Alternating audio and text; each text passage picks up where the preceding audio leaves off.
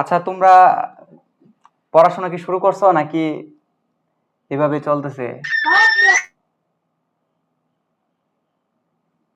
শুরু করেছি, কয়েকটা পড়ি, আবার পড়ি না, কম পড়ি। হ্যাঁ, কমই পড়ো, বেশি পড়ার দরকার নাই তো। কম কম করে পড়বা, কিন্তু কনসিস্টেন্সি মেনটেন করবা, তাহলেই হবে।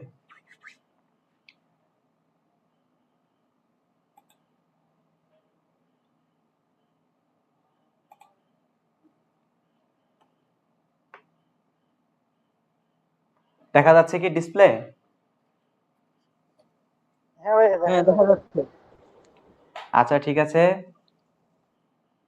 এখানে আমার পরিচয় দেওয়া আছে, আমি তোমাদের কেমিস্ট্রি ক্লাস নিব। তোমরা কি কেমিস্ট্রি বই খুলে দেখছিলা একবারও, নাকি আজকে প্রথম? জি দেখেছিলাম। শুধু প্রথম অধ্যায়টা, এই যে ভাইয়ারা ক্লাস শুরু করার আগে প্রথম অধ্যায়টা একটু পড়ছিলাম। হ্যাঁ, তারপরে ভাইয়ারা ক্লাস শুরু করলো, গুণগত রসায়ন যে হ্যাঁ। পর্যন্ত পড়া ছিল সেগুলো একটু দেখছিলাম। আচ্ছা, সমস্যা নেই। আমি আবার শুরু থেকেই শুরু করব। তোমরা বলেছিলে যে একদম প্রথম থেকে শুরু করার জন্য। তোমাদের হাতেও এখন অফুরন্ত সময় আছে, তো শুরু করি আমরা। তো প্রথমেই কিছু কথা বলি। আহ, এখানে দেখো কিছু লেখা আছে, দেখতে পাচ্ছ কি তোমরা? জি ভাইয়া, দেখা যায়। দেখো, প্রথম কথাই হচ্ছে তোমাদের কিন্তু নিয়মিত ক্লাস করতে হবে। নিয়মিত ক্লাস করতে হবে, আর নোট করতে হবে। নোট করার কোনো বিকল্প নাই। বই দেখছো তোমরা? কেমিস্ট্রি বইটা দেখছো কত বড়? জি দেখেছি। হ্যাঁ, মানে 9-10 এর তুলনায় এই ইন্টারমিডিয়েটের কেমিস্ট্রি বই কিন্তু অনেক বড়। শুধু কেমিস্ট্রি না, সবকিছুই। তো এই বই যদি মনে করো যে তুমি গুছায় না আনতে পারো, নোট আকারে কন্টেন্ট গুলাকে যদি গুছায় না আনতে পারো, তখন কিন্তু তুমি মানে কোনোভাবেই মিলাইতে পারবে না। মনে হবে যে এত বড় সিলেবাস কিভাবে শেষ করবো, কিন্তু সিলেবাস খুব বেশি না। তো তোমাদের কি করতে হবে, ক্লাসে নোট করতে হবে, আর নোট করে গ্রুপে সাবমিট করবা। আর নোট যদি সুন্দর হয়, যারটা সব থেকে বেশি সুন্দর হবে, অধ্যায়ের যে সুন্দর নোট গুছাই করে করতে পারবে, তার জন্য কিন্তু একটা আকর্ষণীয় গিফট থাকবে। হ্যাঁ, এটা তোমরা নোট করতে থাকো, পরবর্তীতে এটা তোমরা জানবা। আর ক্লাসের পড়া বুঝতে হবে। যদি না বুঝো, তখন রেসপন্স করবা যে ভাইয়া এটা বুঝতে পারছি না, তো আমাদেরকে এটা একটু অন্যভাবে বুঝাই দেন, কিংবা এইখানে সমস্যা হচ্ছে, রেসপন্স করবা। আর তারপর হচ্ছে তোমাদের থাকছে মেসেঞ্জারের মধ্যে আনলিমিটেড প্রশ্ন উত্তর পর্ব। শুধু ক্লাসের পড়াতেই শেষ না, ক্লাসের পড়া শেষেও যখন তোমাদের কোনো প্রকার সমস্যা হবে, তোমরা আমাদেরকে মেসেঞ্জার গ্রুপে জানাইতে পারো। তখন আমরা সেখানেই তোমাদেরকে ওইটা সমাধান করে দেওয়ার চেষ্টা করব। আর গাইডলাইন মূলক। হ্যাঁ, ইঞ্জিনিয়ারিং এর জন্য কি হ্যাঁ, হ্যাঁ। ইঞ্জিনিয়ারিং এর জন্য কি মানে গাণিতিক পদার্থ, গাণিতিক রসায়ন, গাণিতিক গণিত কি কিনতে হবে? ম্যান্ডেটরি না, ম্যান্ডেটরি না যে কিনতেই হবে, এরকম ম্যান্ডেটরি না। চাইলে সলভ করতে পারো, কারণ ওইখানে অনেক বেশি মানে ম্যাথমেটিক্যাল জিনিসপত্র থাকে, চাইলে শেষ করতে পারো, বাট ম্যান্ডেটরি না। তো তোমাদের জন্য থাকবে গাইডলাইন মূলক নির্দেশনা। তোমাদের যদি শুধুমাত্র একাডেমিকই না, যে কোনো প্রকার গাইডলাইনের প্রয়োজন হলে সেখানে আমরা আছি। তারপর থাকবে তোমাদের জন্য হচ্ছে ফ্রি মেন্টরশিপ। যে মেন্টরশিপটা তোমরা ফ্রিতেই পেয়ে যাচ্ছ আমাদের সাথে যুক্ত হওয়ার জন্য। তোমাদের যে কোনো প্রকার সমস্যা হোক, কিংবা তোমরা কোনো অধ্যায় যদি বুঝতে না পারো, তাহলে সেই ক্ষেত্রে আমরা আছি। আমাদেরকে তোমরা জানাবা, আমরা বুঝাই দিব। বুঝতে পারছো? আর জি ভাইয়া। হ্যাঁ, আর কেমিস্ট্রির ক্ষেত্রে যদি বলি আমি, কেমিস্ট্রি কিন্তু খুব একটা কঠিন বিষয় না। কেমিস্ট্রির মধ্যে তোমার এই যে প্রথম থেকে যদি শুরু করতে পারো, তাহলে মানে ব্যাপারটা তুমি যত বেশি গুছিয়ে নিতে পারবা, ততই তোমার জন্য সহজ হয়ে যাবে। তো তোমার প্রথমত কথাই হচ্ছে তোমাকে খুব ভালোভাবে নোট করতে হবে। নোট করে একদম সবকিছু সুন্দর মতো খাতার মধ্যে লিখে রাখবা। আমি তোমাদেরকে যেভাবে পড়াই দিব, তোমরা শুধুমাত্র একাডেমিকেই না, বরং অ্যাডমিশনে এগিয়ে থাকবা। আর আরেকটা জিনিস তোমাদেরকে দিব, এক্সাইটিং জিনিস, সেটা হচ্ছে তোমাদেরকে আমি ভেবে রাখছি যে তোমাদেরকে আমি দাগানো বইয়ের একটা পিডিএফ দিয়ে দিব। ঠিক আছে? যারা যারা মেডিকেল প্রিপারেশন নিতে চাও, তাদের জন্য কিন্তু দাগানো বইয়ের কোনো বিকল্পই নাই।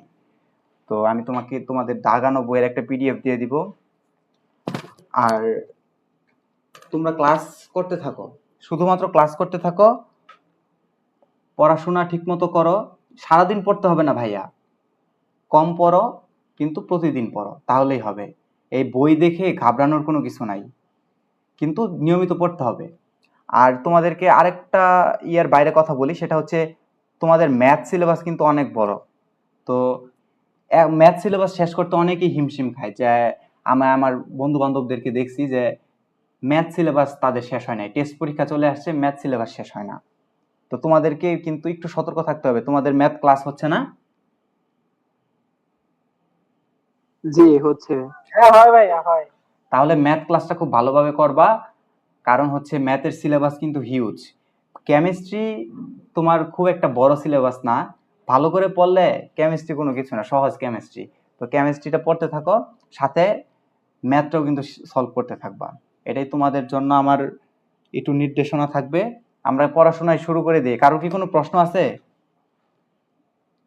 কোনো কিছু জানার জন্য?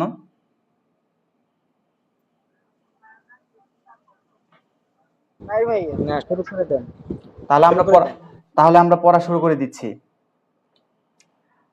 আচ্ছা, প্রথমে এই অধ্যায় তোমরা তো খুলে দেখছো, তোমরা জানো যে এই অধ্যায়ের ভিতরে টুকটাক কি আছে দেখছো। প্রথম দিকের পড়াগুলো তোমাদের একদম নতুন বা একদম একদম পুরাতন, মানে ক্লাস 9-10 পড়ে আসছো এরকম, মানে পুরাতন পড়া। প্রথমে যে পড়াটা আছে সেটা হচ্ছে পরমাণুর মডেল। পরমাণুর মডেল তোমরা 9-10 পড়ছো না? জি ভাইয়া পড়েছি। হ্যাঁ, পরমাণুর মডেলে তোমরা কি কি পড়ছো? রাদারফোর্ডের পরমাণু মডেল, বোরের পরমাণু মডেল, এই তো। হ্যাঁ এই দেখো, জি প্রথম ভাইয়া। প্রথম এটা কিন্তু খুবই ইম্পর্টেন্ট, মোস্ট ইম্পর্টেন্ট একটা লাইন। দেখো যে 1897 সালে জে থমসন ক্যাথোড রশ্মি পরীক্ষার মাধ্যমে ইলেকট্রন আবিষ্কার করে। দেখছো? একটু একটু ভাইয়ারা তোমরা যারা আছো, খাতার মধ্যে কিন্তু একটু নোট ডাউন করতে হবে। তো এটা খুবই একটা ইম্পর্টেন্ট কোশ্চেন। এটা কিন্তু আসে যে ইলেকট্রনের আবিষ্কারক কে? ইলেকট্রনের আবিষ্কারক কে সেটা হচ্ছে, এটা হ্যাঁ এটা আপু বলছিল। হ্যাঁ এটা ইম্পর্টেন্ট। ইলেকট্রনের আবিষ্কার হচ্ছে আবিষ্কারক হচ্ছে জে থমসন, আর সালটা হচ্ছে 1897 সাল। এটা একটু নোট ডাউন করে রাখবা। আর এই যে এটা কিন্তু মাথায় রাখো, ক্যাথোড রশ্মি পরীক্ষার, ক্যাথোড রশ্মির উপর পরীক্ষা করে, ক্যাথোড রশ্মির উপর পরীক্ষা করে, চাইলে লিখে রাখতে পারো, ক্যাথোড রশ্মি পরীক্ষা। জি ভাইয়া লিখেছি। আচ্ছা, তারপর একে একে আমরা কিছু মডেল দেখব। আরো অনেক মডেলই আছে তোমাদের বইয়ে আর কি, রাদারফোর্ড পরমাণু মডেল, বোর পরমাণু মডেল, এগুলা নিয়ে বিস্তারিত বলা আছে আর কি। তো এছাড়াও আরো কিছু মডেল আছে, যেমন তোমার প্রথমে আছে থমসন মডেল, ওইগুলাও আছে। তো যাই হোক, আমরা একটু সামনের দিকে আগায় তারপর পড়াশোনাটা শুরু করি। দেখো, প্রথমে আমরা বলতে চাই সেটা হচ্ছে থমসন মডেল।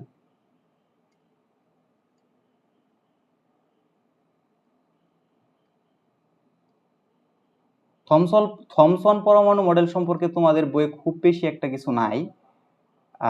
একটা জিনিস লিখে রাখো তোমরা, যে থমসন পরমাণু মডেলটা 1898 সালে বিজ্ঞানী থমসন দিয়েছিল, ঠিক আছে? তো থমসন মডেলের কিন্তু বেশ কিছু নামেও ডাকা হয়ে থাকে।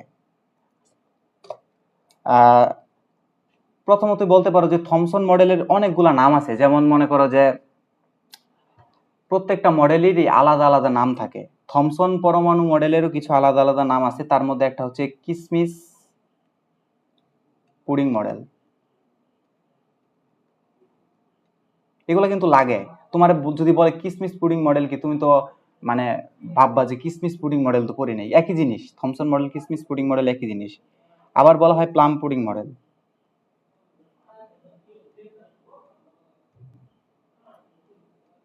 এছাড়াও এটাকে কিন্তু, হ্যাঁ কিসমিস পুডিং মডেল, মানে ইলেকট্রন গুলা কিসমিসের মতো করে থাকে, বিন্যস্ত থাকে, এই জন্য কিসমিস পুডিং মডেল। বা এটারে তরমুজ মডেলও বলা হয়ে থাকে। প্লাম পুডিং তো বলে। হ্যাঁ হ্যাঁ লিখে রাখছি তো, দেখো, প্লাম পুডিং মডেল, কিসমিস পুডিং মডেল কিংবা তরমুজ মডেল বিভিন্নভাবে ডাকা হয়ে থাকে। মানে ব্যাপারটা হচ্ছে কি, যে একটা এরকম নিউক্লিয়াসের ভিতরে ইলেকট্রনগুলা কিভাবে থাকে, এই যে এরকম ভাবে থাকে ইলেকট্রনগুলা, এইভাবে ইলেকট্রনগুলা থাকে। তো ইলেকট্রনগুলা যে থাকে দেখো, দেখে মনে হচ্ছে যে তরমুজের মতো, কিংবা ভাবতে পারো যে ইলেকট্রনগুলা এক একটা কিসমিসের মতো। তো ওই দৃষ্টিকোণ থেকে আসলে বলছে যে এটা তোমার কিসমিস পুডিং মডেল বা প্লাম পুডিং মডেল, তরমুজ মডেল, হোয়াট এভার। এই পর্যন্ত তোমার পড়লেই থমসন মডেল, এর থেকে বেশি পড়ার দরকার নাই। আর এরপরে আমরা যাই, সেটা হচ্ছে রাদারফোর্ডের পরমাণু মডেল।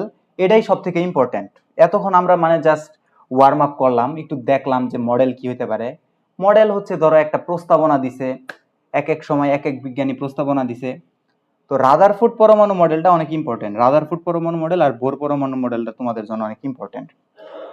দেখো রাদারফোর্ড এই যে এখানে কিছু লেখা আছে, থমসন, এইগুলো দাগায় রাখবা। এই যে যে দাগানোগুলো আছে, তোমাদের যদি বই থাকে চাইলে দাগিয়ে রাখতে পারো। এখানে কিছু কিছু জিনিস আছে, দাগায় রাখতে পারো। এছাড়াও আমি তোমাদেরকে এই মানে পিডিএফটা পরবর্তীতে দিয়ে দিব, সমস্যা নাই, দাগিয়ে নিতে পারবা। তো রাদারফোর্ড পরমাণু মডেলের মধ্যে রাদারফোর্ড কি করলো, আলফা কণা বিচ্ছুরণ পরীক্ষা করলো। কোশ্চেন আসতে পারে ভাই আলফা কণা কি? আলফা কণা কি সেটা বলার আগে আমি একটু বলে দিচ্ছি যে রাদারফোর্ড পরমাণু মডেলটা কিন্তু 1911 সালে বিজ্ঞানী রাদারফোর্ড দেয়। 1911 সালে বিজ্ঞানী রাদারফোর্ড এই আলফা কণা বিচ্ছুরণ পরীক্ষাটাই করে। তো আমরা প্রথমেই দেখি যে আলফা কণা বিচ্ছুরণ পরীক্ষা। ভাই আমি তো আলফা কণাই বুঝি না, আলফা কণা কিভাবে কি হয়? দেখো তোমরা হিলিয়াম চিনো তো? হিলিয়ামে কি থাকে? দুইটা প্রোটন থাকে আর দুইটা নিউট্রন থাকে। দুইটা প্রোটন আর দুইটা নিউট্রন মিলেই হয় 4টা ভর সংখ্যা। তো এই যে হিলিয়াম, তুমি আমাকে বলো হিলিয়ামের প্রোটন কয়টা আর ইলেকট্রন কয়টা? একটু রেসপন্স করো ভাইয়ারা। প্রোটন দুইটা। প্রোটন দুইটা আর ইলেকট্রন? প্রোটন দুই। ইলেকট্রন কয়টা? ইলেকট্রন দুইটা, নিউট্রন। ইলেকট্রনও দুইটা, নিউট্রনও দুইটা। হ্যাঁ, হিলিয়ামের প্রোটনও দুইটা, ইলেকট্রনও দুইটা, নিউট্রনও দুইটা। এখন এই হিলিয়াম যদি দুটি ইলেকট্রনই ত্যাগ করে ফেলে, তার মানে এই হিলিয়াম, আমাদের হিলিয়াম ছিল, হিলিয়ামের মধ্যে প্রোটন সংখ্যা কখনো চেঞ্জ হয় না, ভর সংখ্যাও চেঞ্জ হওয়ার কোনো সুযোগ নাই। কিন্তু দুইটা ইলেকট্রন ত্যাগ করে ফেললো। দুইটা ইলেকট্রন ত্যাগ করে ফেলার পরে এখন কি আছে আমাকে বলো তো? এবার প্রোটন আছে দুইটাই, কিন্তু এবার ইলেকট্রন কয়টা? এবার ইলেকট্রন হচ্ছে 0টা। এই যে ইলেকট্রন 0 হয়ে গেল, এইটার নামই হচ্ছে আলফা। এটার নাম কি? আলফা কণা। এটাই হচ্ছে আলফা কণা। ভাইয়া বুঝতে পারছো তোমরা যে আলফা কণা জিনিসটা কি? হিলিয়াম পরমাণু থেকে দুইটা ইলেকট্রন যদি বের করে ফেলাই, যেটা পড়ে থাকবে সেটাই হইতেছে আমাদের আলফা কণা। তার মানে এই যে এখানে আলফা কণার তোমার ডেফিনিশন দেওয়া আছে, তোমরা এটা চাইলে দাগিয়ে রাখতে পারো। হিলিয়াম পরমাণু থেকে দুটি ইলেকট্রন বের করে নিলে যে দ্বি ধনাত্মক, এই যে দ্বি ধনাত্মক হিলিয়াম নিউক্লিয়াস অবশিষ্ট থাকে, তাকে আলফা কণা বলা হয়। ঠিক আছে ভাইয়ারা? তো এই আলফা কণাকে আমরা অনেক সময় অনেকভাবে অনেক কিছু বলে থাকি। আলফা কণা তোমরা বুঝতে পারলে তাহলে তোমার আর কোনো সমস্যা নেই। শুধুমাত্র এটি বুঝে রাখো, কোশ্চেন আসে কিন্তু অনেক কোশ্চেন আসে যে আলফা কণার মধ্যে ইলেকট্রন কয়টা? এই যে আলফা কণার মধ্যে ইলেকট্রন 0টা। আলফা কণার মধ্যে প্রোটন কয়টা? আলফা কণার মধ্যে প্রোটন কিন্তু দুইটাই থাকে। এটা হচ্ছে আলফা কণা। তোমরা কি চিনো তেজস্ক্রিয়, মানে তেজস্ক্রিয় চিনো রশ্মি? আলফা বিটা গামা চিনো? আলফা বিটা গামা এগুলা কি জানো? এগুলা হচ্ছে তেজস্ক্রিয় রশ্মি। এগুলা হচ্ছে কি? তেজস্ক্রিয় রশ্মি। এই আলফা আর এই আলফা একই জিনিস, এইটাই ওই আলফা, তেজস্ক্রিয় রশ্মি। তো আলফা কণা বিচ্ছুরণ পরীক্ষার মাধ্যমেই এই রাদারফোর্ড কি করলো? প্রথম একটা মডেল আমাদের সবার সামনে উপস্থাপন করলো। রাদারফোর্ডের আগে কিন্তু কেউ এইভাবে মডেল দিতে পারে নাই। তো ও যখন আলফা কণার বিচ্ছুরণ পরীক্ষা করতে গেল, আলফা কণা কেন ইউজ করা হলো? এখানে দেখো আলফা কণার কিছু বৈশিষ্ট্য দেওয়া আছে, দেখা যাচ্ছে? জি ভাইয়া। আচ্ছা, আলফা কণার কিছু বৈশিষ্ট্য তোমরা একটু নোট ডাউন করে ফেলাও। দাঁড়াও, হ্যাঁ, আলফা কণার বৈশিষ্ট্য, আলফা কণা বৈশিষ্ট্য বইয়ের মধ্যে আছে ভাইয়ারা, বইয়ের মধ্যে আছে, কিন্তু এরপরও তোমাদেরকে একটু লিখতে হবে, কারণ লিখে লিখে প্র্যাকটিস করলেই মাথায় এটা থাকবে। তো তোমরা কি জানো যে ইয়ার ভর কত, ইলেকট্রনের ভর কত? কে জানো? 9.1 ইন্টু 10⁻⁻31 -31 কেজি বা 28 গ্রাম বলতে পারো। এটা হচ্ছে ইলেকট্রনের ভর। এখন তোমরা কি জানো যে আলফা কণার ভর কত? আলফা কণার ভর কত জানো? আলফা কণার ভর না হচ্ছে 6.694, সরি লেখাটা বেশি বাজে হয়ে গেল, 6.694 ইন্টু 10⁻27 কেজি। ঠিক আছে? তো তুমি খেয়াল করে দেখো যে ইলেকট্রনের ভরের থেকে আলফা কণার যে ভরটা দেখতে পাচ্ছ, তোমরা দেখো তাকাইলে দেখতে পারবা যে ইলেকট্রনের ভরের থেকে আলফা কণার ভরটা কিন্তু অনেক ভারী, তাই না? তো ওর এই রাদারফোর্ডের এই পরমাণু মডেলের জন্য অনেক ভারী একটা কণার প্রয়োজন ছিল, এই জন্যই আলফা কণা ব্যবহার করা হয়েছিল। ঠিক আছে? আলফা কণা ব্যবহার করার কারণটা দেখতে পেলা। এখানে তোমরা একটু রিডিং পড়ে নেবা, আমি তোমাদেরকে অলরেডি এগুলো বুঝিয়ে ফেলেছি, এখানে লিখে বুঝিয়ে ফেলেছি। তো রাদারফোর্ড যখন আলফা কণা বিচ্ছুরণ পরীক্ষা করতে যাচ্ছে তখন তার কিছু উপকরণের প্রয়োজন আছে অবশ্যই, শুধুমাত্র আলফা কণা দিয়ে তো আর বিচ্ছুরণ পরীক্ষা করা যাবে না। তার জন্য প্রয়োজন হলো সর্বপ্রথম সেটা হচ্ছে স্বর্ণের পাত। দেখো ভাই, এটা মুখস্থ করে ফেলতে হবে। এই যে স্বর্ণের পাত খুবই ইম্পর্টেন্ট, 0.00004 সেন্টিমিটার, এটা মুখস্থ করে ফেলতে হবে। কিংবা বলতে পারো যে 4 ইন্টু 10⁻⁻7 মিটার, একই জিনিস। এটা আর এটা একই জিনিস। এটা হচ্ছে স্বর্ণের পুরুত্ব। তো পাতলা সোনার পাতের পুরুত্ব এত। এরপর নীল হচ্ছে জিঙ্ক সালফাইড এর আবরণ। এবার তোমাদের কাছে আমার প্রশ্ন যে ও তো অন্য কোনো পরমাণু ইউজ করতে পারতো, স্বর্ণই কেন ইউজ করলো? কেউ একটু রেসপন্স করো।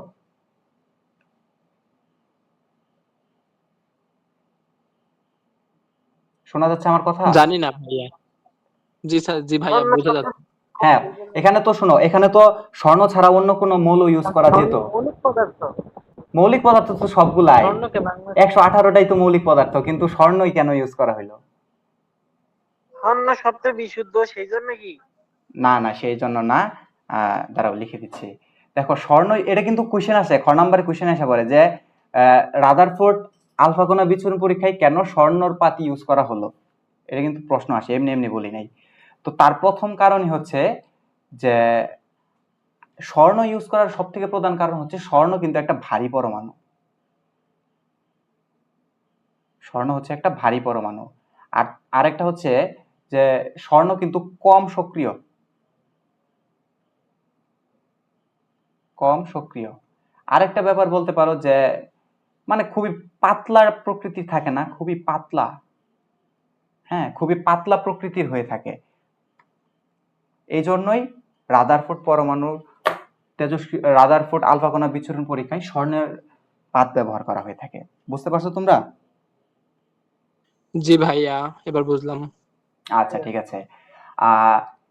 এই সোনার পাত ইউজ করা হয়, এটা বুঝতে পারছো। আলফা কণা তো ইউজ করতে হবেই, কারণ আমাদের পরীক্ষাই তো হচ্ছে আলফা কণা বিচ্ছুরণ পরীক্ষা। আর তাও বলে দিচ্ছি যে তেজস্ক্রিয় মৌল আলফা কণা কেন, কারণ এটা একটা ভারী ধাতু।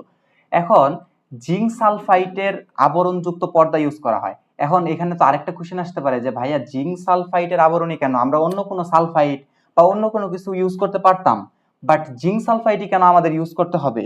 এটার পিছনেও কারণ আছে। সেটা হচ্ছে এই জিঙ্ক সালফাইড, এটা একটু লিখে দিই তোমাদের, তোমরা কিন্তু খাতায় নোট ডাউন করো। আমি এখানে এলোমেলো ভাবে লিখতেছি, কিন্তু তোমাদেরকে সুন্দর করে নোট করতে হবে, কারণ এটা তোমাদের পড়তে হবে, আমার তো এটা পড়ার প্রয়োজন নাই। তো এখানে দেখো জিঙ্ক সালফাইড কেন ইউজ করা হয়। জিঙ্ক সালফাইড ইউজ করার প্রথম কারণই হচ্ছে জিঙ্ক সালফাইড হচ্ছে একটি অনুপ্রভা সৃষ্টিকারী পদার্থ। খুবই ইম্পর্টেন্ট একটা লাইন বললাম, অনুপ্রভা সৃষ্টিকারী পদার্থ। ঠিক আছে? জিঙ্ক সালফাইড হচ্ছে, হ্যাঁ বলতেছি, এক্সপ্লেন করতেছি, সমস্যা নাই। এটা কিন্তু খুবই ইম্পর্টেন্ট একটা লাইন বললাম যে জিঙ্ক সালফাইড একটা অনুপ্রভা সৃষ্টিকারী পদার্থ। এখন তোমাদের কোশ্চেন হচ্ছে ভাইয়া অনুপ্রভা সৃষ্টিকারী পদার্থ তো বুঝলাম, কিন্তু অনুপ্রভা কি সেটাই তো বুঝি না আমরা।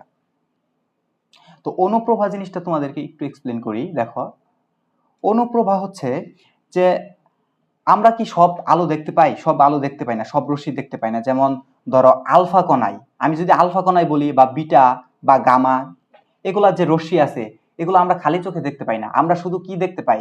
আমরা শুধু দৃশ্যমান আলো দেখতে পাই। তো অনুপ্রভা কি করে জানো? অনুপ্রভা হচ্ছে যে আলোগুলোকে আমরা দেখতে পাই না ওইগুলাকে আমরা যেন দেখতে পাই সেগুলাতে রূপান্তর করে, মানে দৃশ্যমানে রূপান্তর করে। ঠিক আছে,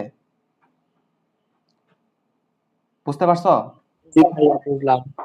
মানে আমরা আমরা তো সব আলো দেখতে পাই না, তো অনুপ্রভার কাজ হচ্ছে এই আলোগুলো শোষণ করে নেওয়া, আমাদেরকে দৃশ্যমান আলো দেখানো যেন আমরা দেখতে পাই। এটাই হচ্ছে অনুপ্রভার কাজ। তো জিঙ্ক সালফাইড হচ্ছে একটা অনুপ্রভা সৃষ্টিকারী পদার্থ। আর আলফা কণা তো আমরা খালি চোখে ভাইয়া দেখতে পাই না। তাহলে আলফা কণা যেহেতু খালি চোখে আমরা দেখতে পাই না, তাহলে আমাদেরকে অনুপ্রভা সৃষ্টিকারী পদার্থ নিতে হবে।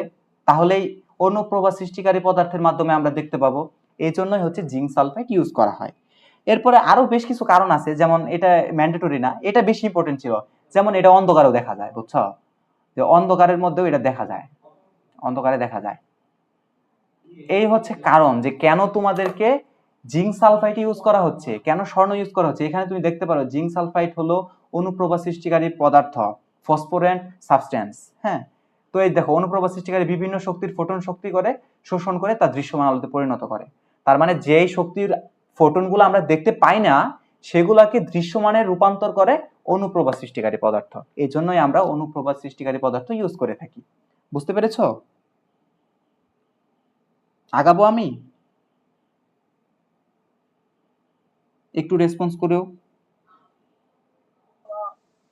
তাহলে আসলে জি। কি হ্যাঁ বলো। দেখা যায়? হ্যাঁ, আলফা বিটা গামা রশ্মিগুলো না এগুলা তো এগুলা, হ্যাঁ এগুলা আমরা দেখতে পাই না, কিন্তু রশ্মি তো আছে। এখন আমরা খালি চোখে দেখতে পাই না, আমাদের দেখার জন্য অন্য কোনো কিছু সাহায্য নিতে হয়। যেমন এই আলফা রশ্মি দেখার জন্য আমরা অনুপ্রভা সৃষ্টিকারী পদার্থের সাহায্য নিলাম। এটাই হচ্ছে কারণ। বুঝছি ভাই। বুঝতে পারছো? তো এবার রাদারফোর্ড উপকরণ বের করে ফেললো। রাদারফোর্ড কেন কোনটা ইউজ করলো সব তোমরা বুঝে গেছো। এবার তো ভাই আমাদের পরীক্ষাটা করতে হবে, পরীক্ষাটা করতে হবে। এখন দেখো রাদারফোর্ড কি করলো প্রথমে, এইটা হচ্ছে তোমার কুলটা ভালো হয় নাই, দেখি ভালো ভালো গুলো আনা যায় কিনা দেখি তোমাদের জন্য।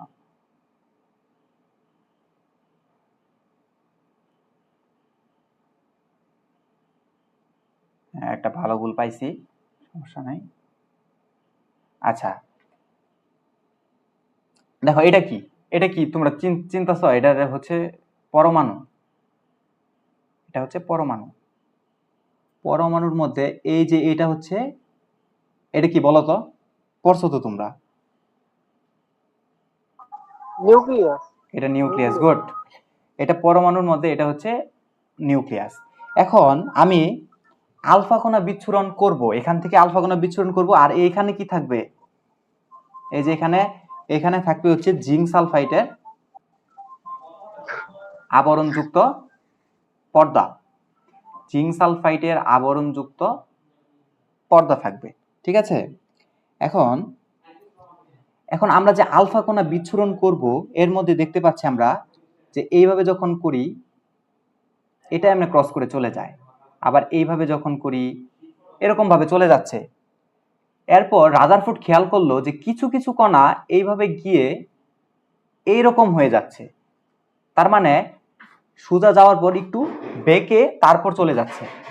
আবার আবার খেয়াল করলো একটা খুবই গুরুত্বপূর্ণ জিনিস, সেটা হচ্ছে যে কিছু কিছু আছে যে এইভাবে গিয়ে একদম ঠিক 180 ডিগ্রি অ্যাঙ্গেলে ব্যাক করতেছে।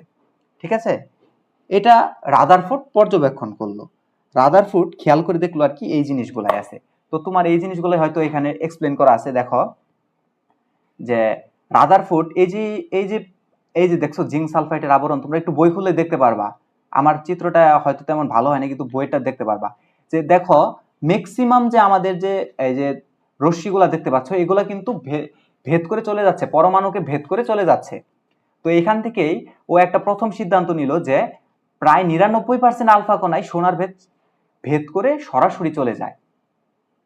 এরপর সে খেয়াল করলো যে মাত্র কিছু সংখ্যক আলফা কণা বেঁকে পিছন দিকে চলে যায়। এই যে দেখলা যে কিছু সংখ্যক কণা একদম বেঁকে চলে যাচ্ছে।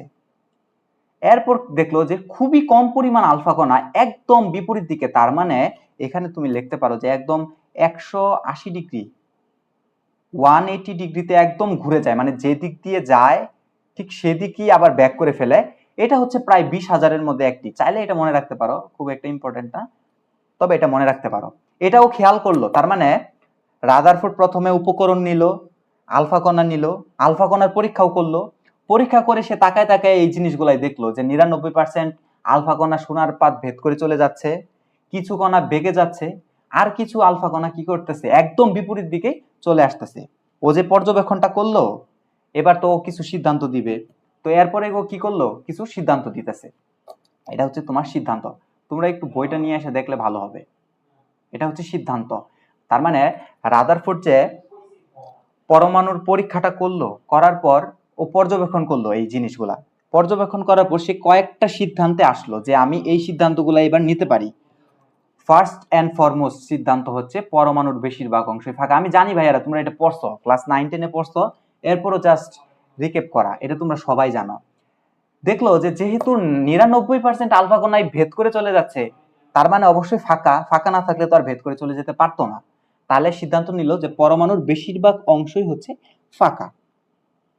দ্বিতীয় যে সিদ্ধান্ত নিল সেটা হচ্ছে পরমাণুর কেন্দ্রে ধনাত্মক চার্জ বিদ্যমান। পরমাণুর কেন্দ্রে কি আছে? দ্বিতীয় সিদ্ধান্ত দেখো তুমি, পরমাণুর ক্ষেত্রে বেশিরভাগ জায়গায় কি, ধরো আমি এখানে লিখে রাখি, এক হচ্ছে কি বেশিরভাগ জায়গা ফাঁকা। পরমাণুর বেশিরভাগ জায়গায় ফাঁকা, পরমাণুর বেশিরভাগ জায়গায় ফাঁকা, তোমরা লিখে রাখো। 1 নাম্বার সিদ্ধান্ত হচ্ছে পরমাণুর বেশিরভাগ জায়গায় ফাঁকা থাকে। 2 নাম্বার সিদ্ধান্ত কি? কেন্দ্রে ধনাত্মক চার্জ থাকে, কেন্দ্রে ধনাত্মক। আচ্ছা আমাকে এবার বলো যে ও কিভাবে বুঝলো যে কেন্দ্রে ধনাত্মক চার্জ থাকে? ও যা দেখছে আমরাও তো তাই দেখলাম, তাহলে ও কেন্দ্রে ধনাত্মক চার্জ থাকে এই সিদ্ধান্ত কিভাবে নিল?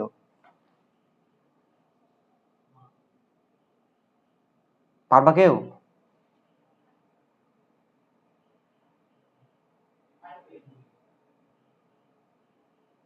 কেউ পারবা?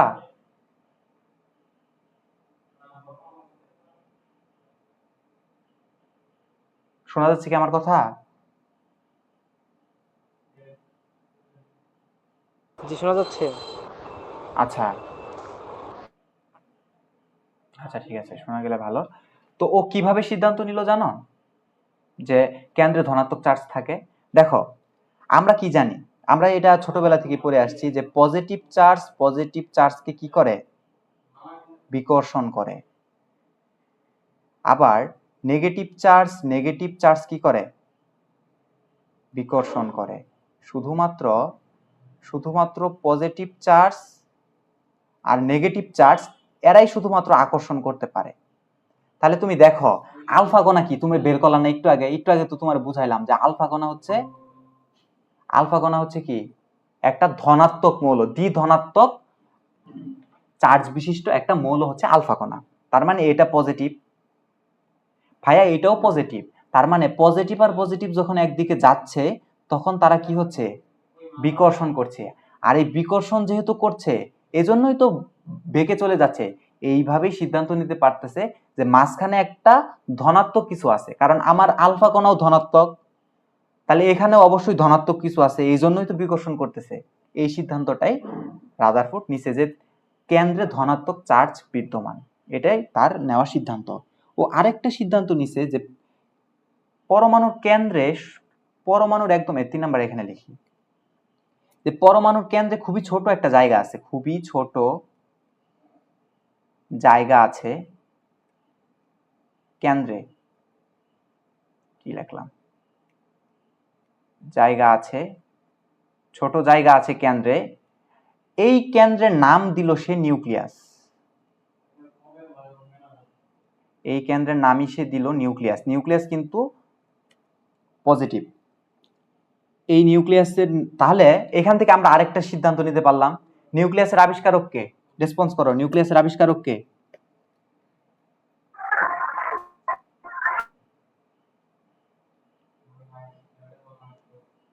রাদারফোর্ড।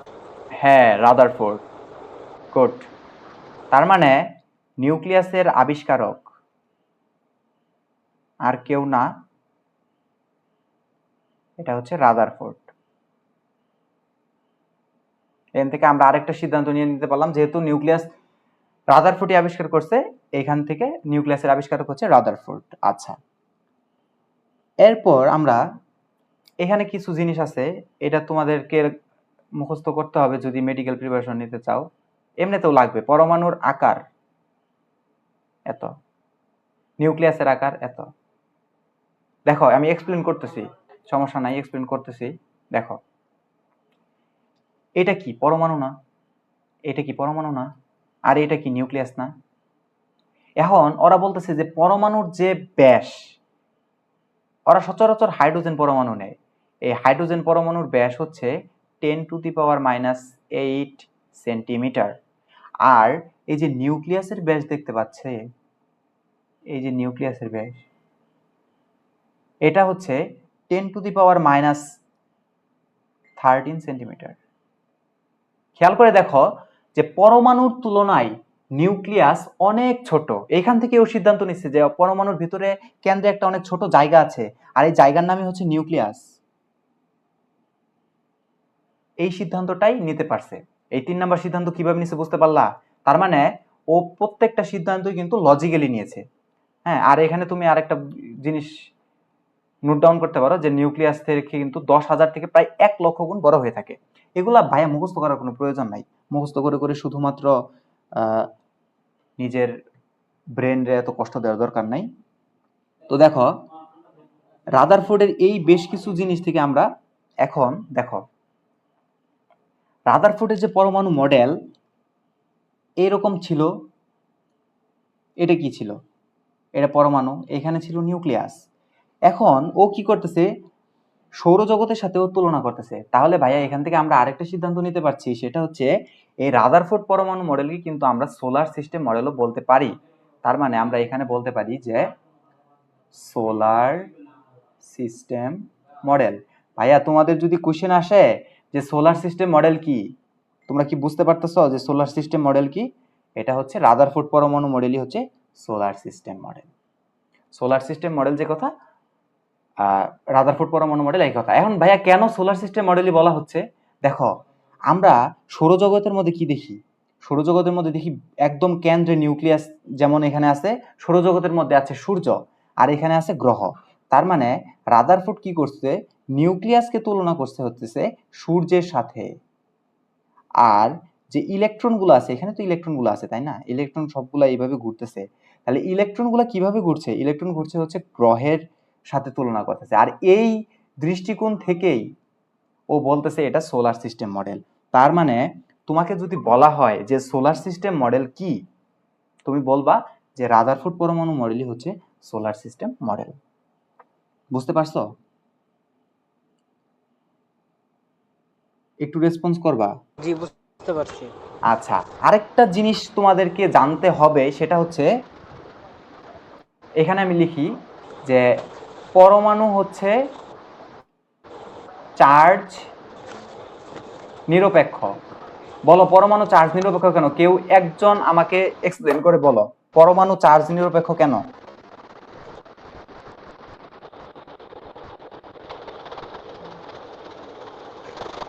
পারবা কেউ? পরমাণু চার্জ নিরপেক্ষ কেন? জানি না। আচ্ছা দেখো, এটা হচ্ছে আমাদের পরমাণু। পরমাণুর ভিতরে এখানে কি থাকে? এখানে থাকে হচ্ছে প্রোটন প্লাস নিউট্রন। আর এই বাইরে থাকে কি? তোমাদের বাইরে থাকে হচ্ছে, দুঃখিত,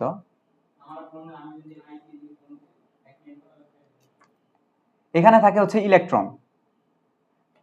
এখন একটা পরমাণুর ভিতরে যতগুলো প্রোটন থাকে ঠিক ততগুলোই ইলেকট্রন থাকে। ইলেকট্রন থাকে। আর নিউট্রন তো, নিউট্রনের কোনো চার্জ নাই, নিউট্রন এমনিতেই চার্জ নিরপেক্ষ। নিউটন এমনিতেই চার্জ নিরপেক্ষ। এখন দেখো, একটা পরমাণুর ভিতরে নিউট্রনের চার্জ তো এমনিতেই নিরপেক্ষ। এবার যতগুলা প্রোটন আছে ঠিক ততগুলা ইলেকট্রন আছে। প্রোটন কি ভাইয়া? প্রোটন হচ্ছে প্লাস, আর ইলেকট্রন কি? ইলেকট্রন হচ্ছে মাইনাস। তার মানে যতগুলা প্লাস আছে ঠিক ততগুলাই মাইনাস আছে, তার মানে আলটিমেটলি প্রোটন আর ইলেকট্রন যতগুলো আছে ঠিক ততগুলাই। এই জন্য সর্বোপরি পরমাণুর চার্জ শূন্য। তাহলে তোমার কিন্তু খ নাম্বারে কোশ্চেন আসতে পারে যে পরমাণু চার্জ নিরপেক্ষ কেন? বুঝতে পারছো কি তোমরা? পরমাণু চার্জ নিরপেক্ষ কেন? জি বুঝতে পারছি। পরমাণু, আমি আরেকবার রিক্যাপ করে দিচ্ছি, পরমাণু চার্জ নিরপেক্ষ কারণ হচ্ছে পরমাণুর ভিতরে তিনটা কম্পোনেন্ট থাকে, একটা হচ্ছে ইলেকট্রন, একটা হচ্ছে প্রোটন, আর একটা হচ্ছে নিউট্রন। নিউট্রন তো এমনিতেই নিরপেক্ষ, এবার প্রোটন যতগুলা থাকে ইলেকট্রন ঠিক ততগুলাই থাকে, তাহলে আলটিমেটলি পরমাণু কি? পরমাণু তাহলে কি? নিরপেক্ষ। তাহলে এটা একটু মাথায় রাখবা যে পরমাণু চার্জ নিরপেক্ষ, এটা তোমাদেরকে নোট ডাউন করার জন্য আমি বললাম। এবার যারা আছো একটু গুরুত্বপূর্ণ জিনিস পড়াবো তোমাদেরকে, একটু মনোযোগ দিও। এখন যা পড়াইতেছি এটা হয়তো বা তোমরা পড়ো নাই, এতক্ষণ মনে করো যে পড়ো নাই বা ঠিকমতো ক্লাস করতেছো কিনা জানি না, কিন্তু এখন একটু মনোযোগ দাও। এখনের ক্লাসটা হয়তো তোমাদের কাছে নতুন লাগতে পারে। তোমাদেরকে আমি দুইটা টার্ম সম্পর্কে পরিচিত করাই, সেটা হচ্ছে কেন্দ্রমুখী বল আর কেন্দ্র বিমুখী বল। চিনো? শুনছিলা এই নামগুলা?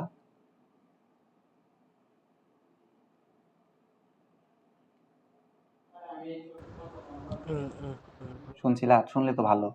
দেখো, এটা তোমরা খুব ডিটেলস, এখানে তোমাদেরকে ডিটেলস আমি বলবো না, তোমরা ফিজিক্সের নিউটনিয়ান মেকানিক্স নামে একটা অধ্যায় আছে, ওই অধ্যায়ের মধ্যে একদম ডিটেইলে এইগুলা বুঝতে পারবা যে কেন্দ্রমুখী বল কি, কেন্দ্র বিমুখী বল কি। আমি জাস্ট তোমাদেরকে একদম সিম্পলি বুঝাচ্ছি যে মনে করো এটা একটা বৃত্তাকার পথ, এটা হচ্ছে একটা বৃত্তাকার পথ। এই বৃত্তাকার পথের ভিতরে এটা তো হচ্ছে কি আমাদের নিউক্লিয়াস, এটা নিউক্লিয়াস, এইখানে হচ্ছে একটা ইলেকট্রন। এখন দেখো, এটা হচ্ছে ইলেকট্রন, এটা মাইনাস, এটা আর নিউক্লিয়াস হচ্ছে প্লাস। তাহলে এরা কি একজন আরেকজনকে কি আকর্ষণ করবে না? যেহেতু মাইনাস প্লাস, তোমরা তো জানো যে পজিটিভ আর নেগেটিভ দুজনকে আকর্ষণ করে, তাহলে মাইনাস আর প্লাস আকর্ষণ করছে। এইখানে আমরা একটা দূরত্ব আছে, এই দূরত্বের নাম হচ্ছে আর।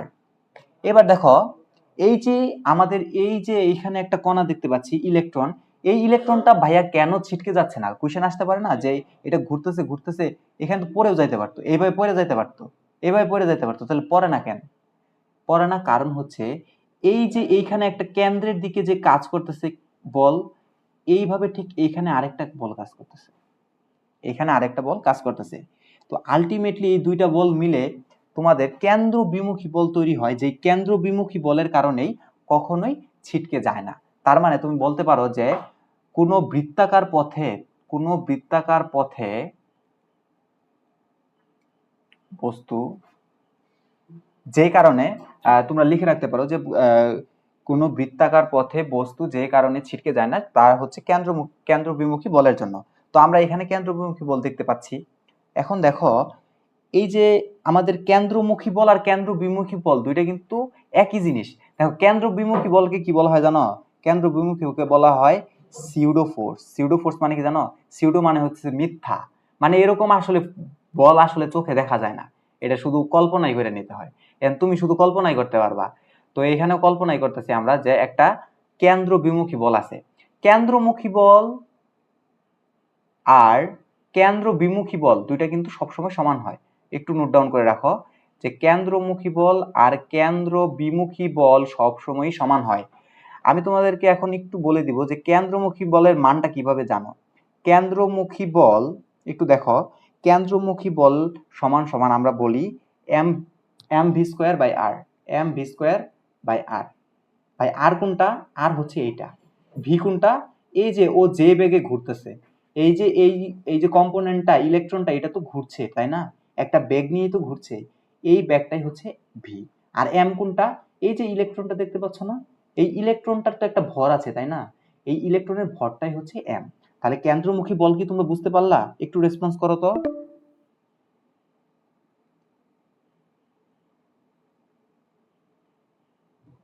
কেন্দ্রমুখী বল কি তোমরা বুঝতে পেরেছো? জি বুঝতে পারছি। আচ্ছা, কেন্দ্রমুখী বল যদি তোমরা বুঝে থাকো, এখানে তোমরা আমাকে একটু কি লিখে দেবো কিনা? আচ্ছা লিখে দেই, দাঁড়াও। একটু লিখে দিচ্ছি।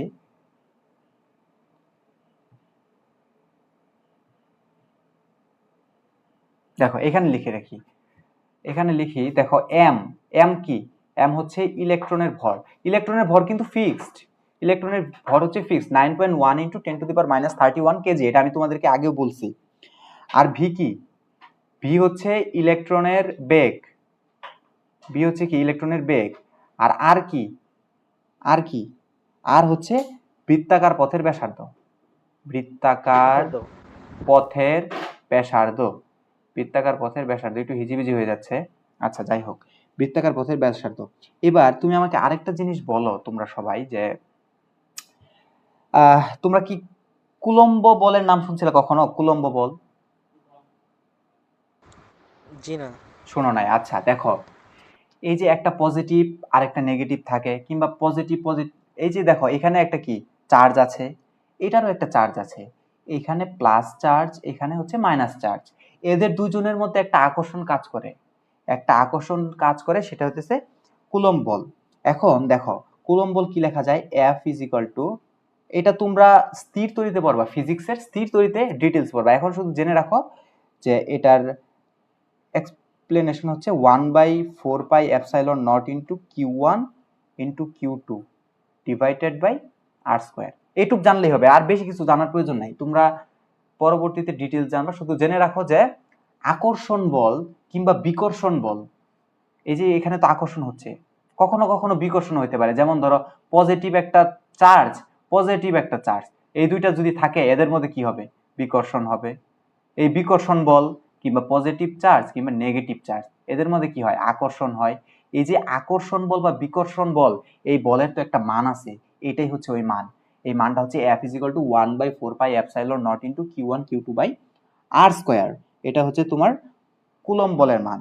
এখন দেখো এইখানে আমরা একটু আগে বের করলাম কেন্দ্রমুখী বল mv²/r, এটাও তো F, এটাও কি F। এইখান থেকে আমি আবার দেখতে পাচ্ছি যে কুলম্ব বলের মান হচ্ছে 1/4πε0 × Q1 Q2 / R²। এখন দেখো এটা কি আমরা কি এটা একটু ভালোভাবে লিখতে পারি, যে 1/4πε0 ইনটু দেখো আমি যদি বলি E × E/R², বুঝছো কি তোমরা? বুঝো নাই? দেখো এখানে কি, এটা যে কোনো চার্জ হইতে পারে। এখন আমাদের চার্জ কি, একটা ইলেকট্রন আর একটা প্রোটন। দেখো তো এটা কি একটা ইলেকট্রন না? আচ্ছা দেখো এখানে কি আছে, এখানে একটা প্রোটন আছে। তুমি আমাকে বলো যে ইলেকট্রন আর প্রোটন তো একই, তাই না? ইলেকট্রন হচ্ছে নেগেটিভ আর প্রোটন হচ্ছে কি পজিটিভ, এটাই তো তফাৎ, তাছাড়া তো আর কোনো তফাৎ নাই। তাহলে আমরা কি বলতে পারি যে 1/4πε0 × E/R², কারণ ইলেকট্রন ইলেকট্রন লিখছি, আর প্রোটনের বদলে আমরা ইলেকট্রন লিখতে পারি, কারণ হচ্ছে শুধুমাত্র মাইনাস নির্দেশ করে, মান তো সেম, তাই না? ইলেকট্রনের যে মান প্রোটনেরও তো সেমই মান, এই জন্য আমরা লিখতে পারি 1/4πε0 × E/R²। তাহলে এখান থেকে কি আমরা লিখতে পারি তাহলে যে mv²/r = 1/4πε0 × E²/R² লিখতে পারি? দেখো তো জি লেখেন। এটা কি বুঝতে পারছো তোমরা? এটা তোমাদের কাছে একটু নতুন, কিন্তু এটা বুঝতে পারছো কি? দেখো এটাও হচ্ছে F, কেন্দ্রমুখী বলের মান হচ্ছে F mv²/r, আর কুলম্ব বলের মান হচ্ছে 1/4πε0 Q1 Q2 / R²। Q1 লিখলাম E এর মান, আর Q2 লিখলাম, এটা হচ্ছে প্রোটন ছিল, প্রোটন আর ইলেকট্রন দুইটার মান সেম, শুধুমাত্র একটা পজিটিভ আর একটা নেগেটিভ, এই জন্য আমরা E × E লিখছি। তাহলে 1/4πε0 × E²/R², এটা হচ্ছে কুলম্ব বল আর এটা হচ্ছে কেন্দ্রমুখী বল, দুইটা তো সমান। তাহলে mv²/r = 1/4πε0 × E²/R²। বুঝতে পারলা কি তোমরা? আচ্ছা এটা বুঝতে পারছি। এটারে আমি আর ডিরাইভ করব না, এটা আমাদের কাজে লাগবে কালকে, নেক্সট ক্লাসে আমাদের এটা কাজে লাগবে। এটা তোমাদেরকে এই পর্যন্ত বুঝলেই হবে। আমরা এখন একটু সামনে গিয়ে আরেকটা ব্যাপার পড়ার চেষ্টা করব। এটা এটা আর এক্সপ্লেন করতেছি না, কারণ এটা সামনে এক্সপ্লেন করতে হবে। তো আমি তোমাদেরকে যেটা বলবো সেটা হচ্ছে, এই যে রাদারফোর্ড যে আমাদেরকে একটা মডেল দিল, খুবই একটা ভালো কাজ করছে। আমাদের কোনো মডেল ছিল না, একটা মডেল দিছে, কিন্তু আর এই মডেলের মধ্যে কিছু সীমাবদ্ধতা আছে, ভুল বলা চলে না আসলে এগুলারে। বলা চলে সীমাবদ্ধতা, মানে সবসময় কিছু সীমাবদ্ধতা থাকে না, তো ভুল না, এটা হলো সীমাবদ্ধতা। তো ওর এই যে পরীক্ষাটা করলো, এই পরীক্ষার মধ্যে কিছু সীমাবদ্ধতা আছে। তার মধ্যে নাম্বার ওয়ান যে সীমাবদ্ধতা, সেটা হচ্ছে ও সৌরজগতের সাথে তুলনা করে ফেলছে। তুমি আমাকে বলো, সৌরজগতের যে গ্রহ আছে কিংবা সূর্য আছে, এই যে গ্রহ কিংবা সূর্য, এগুলার কি কোনো চার্জ আছে? চার্জ নাই তো, চার্জ নাই। জি না, কিন- চার্জ বেশি। কিন্তু কিন্তু আমাদের যে ইলেকট্রন আছে কিংবা নিউক্লিয়াস আছে, এগুলার তো চার্জ আছে। তাহলে একটা চার্জহীন বস্তুর সাথে একটা চার্জযুক্ত বস্তু যে তুলনা করা হইলো, এটা কি কোনো যৌক্তিক কাজ করছে? করে নাই। এই জন্যই বলছে যে এটা ওর একটা গলত, একটা ভুল বা একটা সীমাবদ্ধতা বলতে পারো। এরপর আরেকটা কথা বলছি, সেটা হচ্ছে যে হাইড্রোজেন পরমাণুর কোনো বর্ণালী সুষ্ঠু ব্যাখ্যা দিতে পারে নাই। দেখো, তোমরা পরবর্তীতে এই যে নেক্সট ক্লাসে বা আজকেও পারলে বুঝাই দিতে পারবো যে যখন একটা ইলেকট্রন এক শক্তি স্তর থেকে আরেক শক্তি স্তরে যায়, তখন বর্ণালী দেখা যায়, বর্ণালী। এই বর্ণালীর ব্যাপারে রাদারফোর্ড কোনো কথাই বলতে পারে নাই। আরেকটা সীমাবদ্ধতা আছে, সেটা হচ্ছে আহ এক সেকেন্ড, ইলেকট্রনের কক্ষপথের আকার আকৃতি ব্যাখ্যা দিতে পারে নাই। দেখো, একটা ইলেকট্রন কিভাবে থাকবে, একটা ইলেকট্রনের শেপ কেমন হয়, ইলেকট্রনের যে শক্তি স্তর, দেখো এই যে ইলেকট্রন যে আছে, এই যে ইলেকট্রন যে আছে, এই ইলেকট্রনের যে শক্তি স্তরগুলো এরকম থাকে, এটা কিন্তু আমরা পরবর্তীতে বুঝতে পারছি, কিন্তু রাদারফোর্ড এটা বুঝাই দিতে পারে নাই আমাদেরকে। ঠিক আছে, এটা রাদারফোর্ড বুঝিয়ে দিতে পারে নাই। এরপরে আরেকটা ভুল করে ফেলছিল বা গলত করে ফেলছিল, সেটা হচ্ছে ম্যাক্সওয়েল নামে একটা বিজ্ঞানী ছিল, ম্যাক্সওয়েল ও একটা তত্ত্ব দিছিল। তো ম্যাক্সওয়েলের তত্ত্বানুসারে কি বলা যায়, যে যখন একটা নিউক্লিয়াস তোমার এইভাবে, যখন একটা নিউক্লিয়াস, দেখো এটা তো ইলেকট্রন, তো একটা নিউক্লিয়াস যখন ঘুরে আস্তে আস্তে ক্রমাগত তার শক্তি হারাইতে থাকে, তো শক্তি যদি হারাইতে থাকে, তো শক্তি হারাইতে হারাইতে হারাইতে হারাইতে একটা সময় গিয়ে তো কি এতে পড়ে যাবে। আহা, বৃত্ত হয়ে গেল, দেখছো কি করার। এক সেকেন্ড, আচ্ছা দেখি আরেকবার করার চেষ্টা করি। এই দেখো, এই নিয়ে একটা ইলেকট্রন, এখানে হচ্ছে নিউক্লিয়াস। তো ইলেকট্রন যদি ক্রমাগত শক্তি হারায়, শক্তি হারাইতে হারাইতে হারাইতে হারাইতে একটা সময় গিয়ে নিউক্লিয়াসে পড়ে যাবে ওর তত্ত্ব অনুসারে। কিন্তু বাস্তবে তো এরকম হয় না। বাস্তবে তো বাস্তবে তো কখনোই ইলেকট্রন নিউক্লিয়াসে পতিত হয় না। তাইলে এখানে কি তাহলে অবশ্যই কোনো একটা গলদ হয়েছে, কোথাও একটা ভুল হয়েছে। তার মানে ইলেকট্রন নিউক্লিয়াসে পতিত হয় না, কিন্তু ম্যাক্সওয়েলের তত্ত্বানুসারে বলতেছে ইলেকট্রন নিউক্লিয়াসে পতিত হয়ে যাবে। তার মানে কোথাও একটা ঝামেলা আছে, এটাই হচ্ছে আরেকটা সীমাবদ্ধতা। আর এই যে আরেকটা সীমাবদ্ধতা, দেখো একাধিক ইলেকট্রন কিভাবে পরিক্রম করবে তা বলে নাই। দেখো, ও বলছে যে একটা ইলেকট্রন, একটা ঢাকা ইলেকট্রন, বোর্ডের প্রশ্নতে এবার ইলেকট্রন হ্যাঁ নিউক্লিয়াসের ভিতরে চলে গেছিল। হ্যাঁ, ইলেকট্রন নিউক্লিয়াসের ভিতরে চলে যাচ্ছে, এটা হচ্ছে ম্যাক্সওয়েল এর তত্ত্বানুসারে, কিন্তু বাস্তবে তো এরকম হয় না। তার মানে অবশ্যই ভুল আছে, একটা সীমাবদ্ধতা আছে, এজন্যই এটা সীমাবদ্ধতার মধ্যে ফালানো হয়েছে। বুঝতে পারলা? এখন আরেকটা সীমাবদ্ধতা কি, এই যে নিউক্লিয়াস গুলা কি এইভাবে ঘুরবে, নাকি সার্কুলেট করে ঘুরবে, নাকি এইভাবে এইভাবে এইভাবে এইভাবে ঘুরবে, কিছুই তো বলে নাই। তার মানে একটা নিউক্লিয়াস, আমরা এটা পরবর্তীতে বুঝতে পারছি যে একটা নিউক্লিয়াস এইভাবে বৃত্তাকার পথে ঘুরতে থাকে, এরকম বৃত্তাকার পথে ঘুরতে থাকে। কিন্তু রাদারফোর্ড বলতে পারে নাই, রাদারফোর্ড কিছুই বলতে পারে নাই, শুধু বলছে যে ইলেকট্রন ইলেকট্রন গুলা নিউক্লিয়াসকে কেন্দ্র করে যায়, কিভাবে যায়, এভাবে এইভাবে ঘুরে ঘুরে তো যাইতে পারতো, এভাবেও যাইতে পারতো, এভাবেও যাইতে পারতো, কিন্তু একদম যে বৃত্তাকার পথেই যায় এটা কিন্তু বলতে পারে নাই। ঠিক আছে, এটা হচ্ছে সীমাবদ্ধতা। তোমাদের বই কিন্তু একবার রিডিং দিলে আর এখানে কোনো কিছু আটকানোর কোনো কিছু আমি দেখতে পাচ্ছি না। আচ্ছা এক মিনিট, তোমাদের হচ্ছে আহ সমস্যা নেই, আরো 5 মিনিট আছে, 5 মিনিট পরে আবার নতুন করে ইয়া করতে হবে। আচ্ছা দেখো, এইবার আমরা চলে যাব হচ্ছে বোর পরমাণু মডেলে। রাদারফোর্ড পরমাণু মডেল সম্পর্কে কি কোনো কোশ্চেন আছে? জি না, এটা কি মুখস্থ করে ফেলবো পরীক্ষা? মুখস্থ করবা কেন? তোমার যে বললাম, তুমি ব্যাপারগুলো কি বুঝতে পারছো? হ্যাঁ, তোমার যে বললাম কথাগুলো, তুমি কথাগুলো কি বুঝছো? যদি জি ওটা বুঝো, বুঝতে পারছি। তাহলে যদি বুঝো তাহলে তোমার এগুলা মুখস্থ করার প্রয়োজন নাই। তুমি এইভাবে কয়টা মুখস্থ করবা? দেখছো না কত বড় বই, তুমি মুখস্থ করে কি পার পাবা নাকি? এত ছোট বই না যে মুখস্থ করে ফেলবা, তোমার বুঝতে হবে। এখন তুমি যদি বুঝো, তুমি নিজের মতো করে লেখবা, কোশ্চেন আসলে তুমি শুধু কনসেপ্ট গুলো বোঝার চেষ্টা করো, কনসেপ্ট যদি বুঝে যাও তারপর নিজের মতো করে লিখতে পারবা। এইভাবে মুখস্থ করার প্রয়োজন নাই। আর এত মানে সুপার ইম্পর্টেন্ট না এগুলা, ইম্পর্টেন্ট আছে, কোশ্চেন আসে, তবে একদম মানে মুখস্থ করে ফেলতে হবে পরীক্ষায় আসবে কারণে ওরকম কোনো কিছু না। আচ্ছা দেখো, বোর পরমাণু মডেল। বোর পরমাণু মডেল কি করলো, এই যে রাদারফোর্ড 1911 সালে একটা মডেল দিল, রাদারফোর্ড মডেলটা দিল, তো মডেলের মধ্যে কিছু সীমাবদ্ধতা আমরা দেখতে পাইলাম। তো এরপর বোর পরমাণু মডেল কবে দিল, 1913 সালে।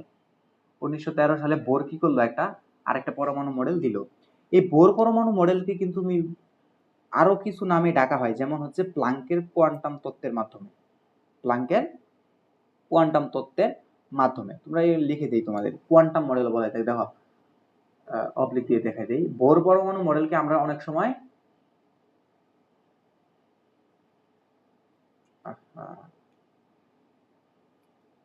বোর পরমাণু মডেলকে আমরা সবসময় অনেক সময় কোয়ান্টাম মডেলও বলে থাকি।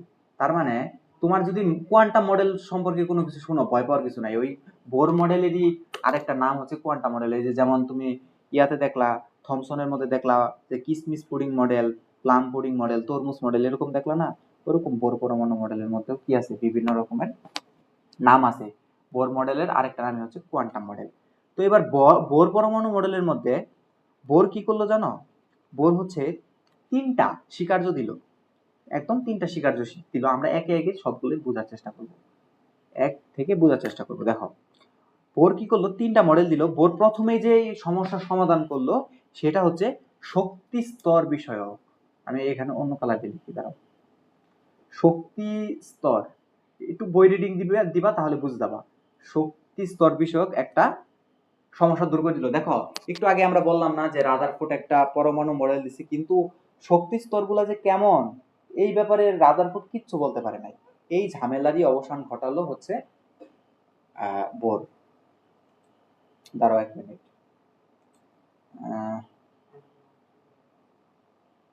আচ্ছা ঠিক আছে, মানে 3 মিনিট পরে বন্ধ হয়ে যাবে, তো এই জন্য দেখলাম। তো দেখো, বোর পরমাণু মডেলের প্রথম স্বীকার্যের ক্ষেত্রে দেখো, একটা নিউক্লিয়াস, এখানে আমরা একটা নিউক্লিয়াস দিলাম, এখানে একটা শক্তি স্তর দিলাম। দেখো, 2টা শক্তি স্তর দেখলা, এটার পিছনে আরেকটা শক্তি স্তর। তো বোর কি করতেছে, বোর দেখলো যে এই যে এক একটা দেখতে পাচ্ছ না, এই 1টা 2টা 3টা, এগুলোর নামই হচ্ছে শক্তি স্তর। দেখো, এই শক্তি স্তরগুলোকে কিন্তু অনেক সময় অনেক নামে ডাকা হয়। শক্তি স্তর যে কথা, অনেক সময় তুমি যখন পড়তে যাবা এক এক সময় এক নাম দেখবা, দেখে ভয় পাইও না। শক্তি স্তর যে কথা, কক্ষপথ একই কথা। যদি বলি আমি যে অরবিট কি, অরবিট একই কথা ভাইয়া, অরবিটও একই জিনিস। আমি যদি বলি শেল, একই জিনিস। এই যে দেখতে পাচ্ছ না, এগুলা শক্তি স্তর, কক্ষপথ, অরবিট, শেল একই জিনিস, ঠিক আছে? এখন দেখো, এই যে আমাদের যে দেখতে পাচ্ছ যে নিউক্লিয়াসটা আছে, নিউক্লিয়াসের এটা কি প্রথম শক্তি স্তর না? এটা প্রথম, এটা দ্বিতীয়, এটা তৃতীয় না? এই প্রত্যেকটারই আলাদা আলাদা নাম আছে, প্রত্যেকটারই কি আলাদা আলাদা নাম আছে। তো আমি তোমাদেরকে এক্সপ্লেন করি। দেখো, প্রথম শক্তি স্তরের নাম হচ্ছে, প্রথম শক্তি স্তর যেটা আছে সেটার নাম হচ্ছে কে শেল। পড়ছো তোমরা এগুলো আগে, এত এক্সপ্লেন করার দ্বিতীয় কিছু শক্তি না। স্তর বলো, দেখি তোমরা তো পারোই। এল, তৃতীয় শক্তি স্তর, আর তৃতীয় হলো এম, চতুর্থ কথা বলো। এন, এম তারপরে চতুর্থ এম। এল। এইগুলা যে তোমরা পড়লা, এগুলা কিন্তু দিছে কে? বোর দিছে, বোর। এই নামগুলা বোর দিছে। বোর তো পরমাণু বোর দিছে, নিউজ হ্যাঁ, বোর। হ্যাঁ, বিজ্ঞানী নিলস বোর। এটাই ছিল ওর প্রথম স্বীকার্য, যে ও শক্তি স্তর সম্পর্কে আমাদের একটা আইডিয়া দিয়ে দিল যে শক্তি স্তরগুলা কি বৃত্তাকার পথে ঘুরে। তার মানে বৃত্তাকার পথে যে ঘুরে, এটা কিন্তু আমরা শুধুমাত্র রাদারফোর্ডের মাধ্যমে জানতে পারি নাই, আমরা জানতে পারলাম বোরের মাধ্যমে। বোরের মাধ্যমে এটা জানতে পারলাম। আর এই যে এগুলোর নাম হইতেছে শক্তি স্তর বা কক্ষপথ বা অরবিট বা শেল। প্রথমটার নাম কে, দ্বিতীয়টার নাম এল, তৃতীয়টার নাম এম, চতুর্থটার নাম এন। এটাই ছিল হচ্ছে বোরের প্রথম স্বীকার্য।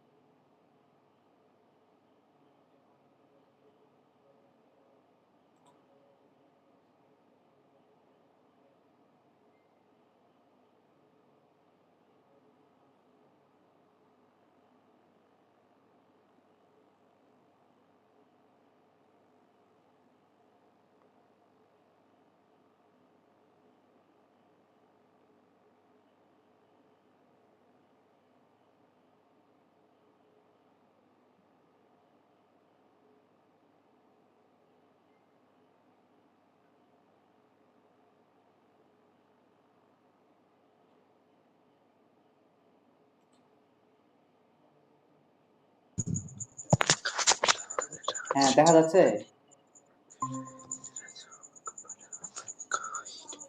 দেখা যাচ্ছে কি তোমাদের? জি ভাইয়া দেখা যাচ্ছে। আচ্ছা ঠিক আছে। তুমি এইগুলো সম্পূর্ণ তো শুনতে পারছো না, যে এই, প্রথম স্বীকার্য সম্পর্কে ডিটেইলস শুনতে পাচ্ছ না? জি ভাইয়া শুনতে পাচ্ছি। আচ্ছা, তাহলে কি আমরা দ্বিতীয় স্বীকার্যটাই বলবো, স্টার্ট করব? জি ভাইয়া বলেন। প্রথমটা ভাইয়া নেট না থাকার কারণে করতে পারি না, কারেন্ট চলে গেছিল। আচ্ছা, প্রথম স্বীকার্য আমি একবার রিকেপ করে দিচ্ছি। এটা আগেও ছিল, দেখো। বোর কি করছে, 1913 সালে আবার আরেকটা মডেল দিছে, রাদারফোর্ড পরমাণু মডেলের পরে। ও কি করলো, দেখলো যে পরমাণুগুলো বৃত্তাকার কক্ষপথে ঘুরে। এটা ও প্রথমেই বললো যে বৃত্তাকার কক্ষপথে ঘুরে, এটা রাদারফোর্ড বলতে পারেনি। তো এরপর এই যে আমরা দেখতে পাচ্ছি একটা দুইটা তিনটা এরকম, এগুলা হচ্ছে শক্তিস্তর। শক্তিস্তর যে কথা, কক্ষপথ, অরবিট, শেল একই কথা। তো এখানে দেখো প্রথম শক্তিস্তর, দ্বিতীয় শক্তিস্তর, তৃতীয় শক্তিস্তর। এখানে দেখো প্রথম শক্তিস্তর হচ্ছে কে, দ্বিতীয় শক্তিস্তর এল, তৃতীয় শক্তিস্তর এম, চতুর্থ শক্তিস্তর এন। এগুলো তোমরা আগেও পড়ছো, বুঝতে পারছো? জি ভাইয়া ক্লাস 10-এ করছে এগুলো, 9 ক্লাস 10-এ। টেনে করছো, হ্যাঁ। আরেকটা জিনিস মাথায় রেখো যে এখানে কিন্তু এনার্জির পরিমাণ আস্তে আস্তে বাড়তেই থাকে। এটা কি জানতা, যে এই জি যে, ভাইয়া ওই হ্যাঁ শিখেছিলাম কিছু। হ্যাঁ, এটা হচ্ছে E1 এর শক্তি, E2 শক্তি, E3 শক্তি। তো E3 শক্তি হবে সর্বোচ্চ, তারপর হবে E2, তারপর হবে E1। কোনো ডাউট আছে? জি ভাইয়া বুঝেছি। কোনো ডাউট আছে কি? না ভাইয়া, সমস্যা আচ্ছা নেই। আচ্ছা, এবার দেখো আমাদের যে দ্বিতীয় স্বীকার্য আছে, দ্বিতীয় স্বীকার্যের মধ্যে কি বলা হচ্ছে একটু খেয়াল করো। দেখো, দ্বিতীয় স্বীকার্যের মধ্যে বলতেছে যে কৌণিক ভরবেগ হচ্ছে h/2π এর গুণিতক। আমি দেখাই, দেখো h/2π এর গুণিতক। এখানে কিন্তু বলছে অখণ্ড বা পূর্ণ সংখ্যার গুণিতক হয়। এখন তুমি দেখো, তোমার কি ইয়া জানো যে ভরবেগ কাকে বলে? ভরবেগ পড়ছো তো? ভর এবং বেগের গুণফলকে তো ভরবেগ বলে। হ্যাঁ, ভরবেগ বলে। এবার তোমাদেরকে আরেকটা টার্ম শিখাই দেই, এটা তুমি ফিজিক্সের ডিটেইলস সাউন্ড জানবা। শুনতে পাচ্ছি না। সেটা হচ্ছে কৌণিক ভরবেগ। কৌণিক ভরবেগ হচ্ছে এল, এল হচ্ছে mvr। এটা কি জানতা, কৌণিক ভরবেগ? কৌণিক ভরবেগ হচ্ছে mvr। এবার তুমি দেখো, এটা হচ্ছে আমাদের নিউক্লিয়াস, এটা হচ্ছে প্রথম শক্তি স্তর, এটা হচ্ছে দ্বিতীয় শক্তি স্তর, আর এটা হচ্ছে তৃতীয় শক্তি স্তর। হ্যাঁ, তো আমরা প্রথম শক্তি স্তরের ক্ষেত্রে যদি বলি, দেখো এখানে ধরো একটা ইলেকট্রন আছে, এনে আরেকটা ইলেকট্রন আছে, এনে আরেকটা ইলেকট্রন আছে, ঠিক আছে? তো আমি যদি প্রথম ইলেকট্রনের ক্ষেত্রে কথা বলি, প্রথম ইলেকট্রনের যে কৌণিক ভরবেগ, কৌণিক ভরবেগ এটা কেমন হবে জানো? এটা হবে h/2π ইন্টু 1। দ্বিতীয়টার ক্ষেত্রে কি হবে, h/2π ইন্টু 2। আর তৃতীয়টার ক্ষেত্রে হবে h/2π ইন্টু 3। খেয়াল করো যে প্রত্যেক ক্ষেত্রেই কিন্তু গুণিতক আকারে বাড়ছে। এই যে এখানে যে কথাটা বলা হয়েছে, যে প্রতিটি নির্দিষ্ট কক্ষপথ বা শক্তিস্তর আবর্তন ইলেকট্রন h/2π এর পূর্ণ সংখ্যার গুণিতক। তাহলে আমি যদি বলি যে n, এরকম ধরো একটা কক্ষপথ আছে, যে n সংখ্যক কক্ষপথ n, আমি তো জানি না কয়টা আসবে পরীক্ষায়। তো এখানে n যদি হয়, n সংখ্যকের ক্ষেত্রে কি হবে বলো তো?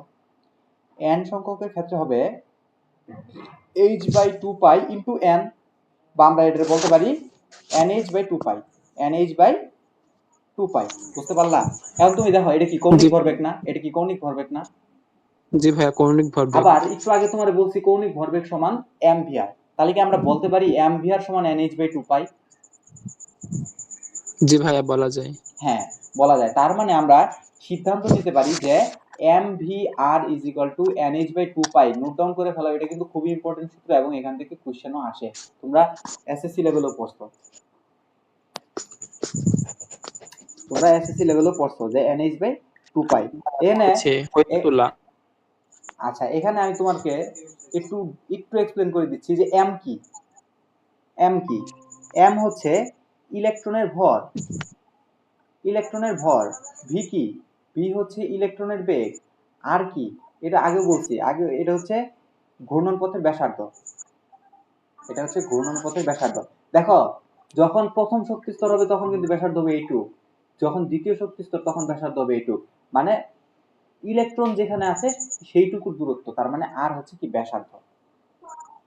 আর এখানে একটা নতুন টার্ম তোমাদের সাথে যুক্ত হবে, নতুন না আসলে, এটা তোমরা 19 পড়ছো কিন্তু আমি নতুন পড়াচ্ছি, সেটা হচ্ছে প্লাঙ্ক কনস্ট্যান্ট।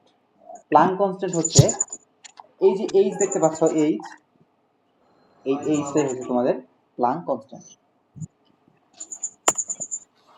পায়ের মান তো জানোই। আর এন কি? এন হচ্ছে শক্তি স্তর, এন হচ্ছে কি শক্তি স্তর। শক্তি স্তর। হ্যাঁ, এখন দেখো এটা হচ্ছে ওর দ্বিতীয় স্বীকার্য। তোমাদের এই যে দ্বিতীয় স্বীকার্যের মধ্যে যে কথাটা বলা হয়েছে, এটা কি তোমাদের ডাউট আছে? আর এটা তোমরা লিখে রাখতে পারো যে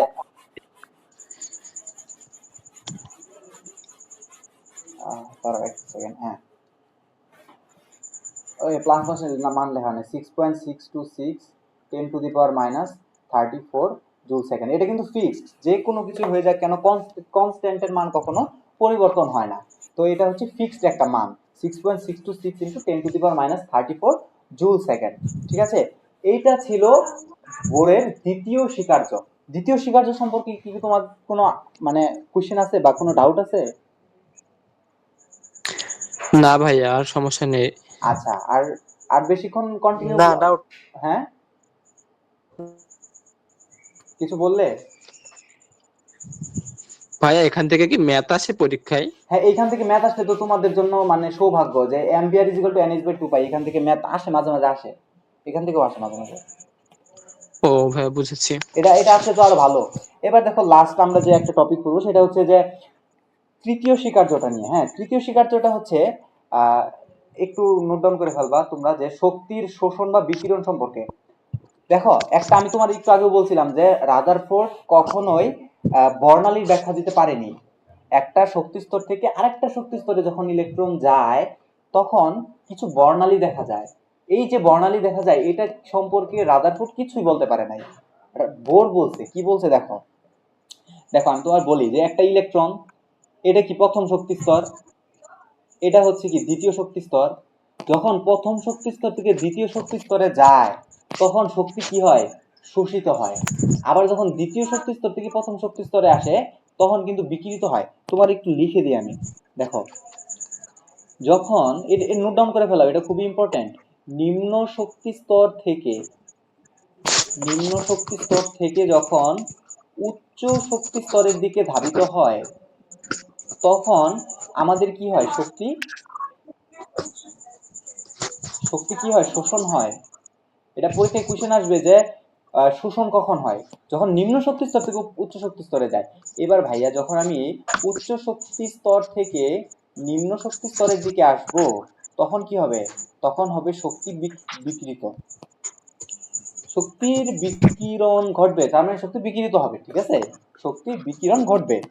এখন এই যে শক্তি উচ্চ শক্তি স্তর থেকে নিম্ন শক্তি স্তরে আসছে, দেখো এইখানে কিন্তু একটা শক্তির পরিবর্তন লক্ষ্য করা যায়, সেটা হচ্ছে ডেল এইচ, ডেল ই, সরি ডেল ই, ডেল কোথায় চলে গেল,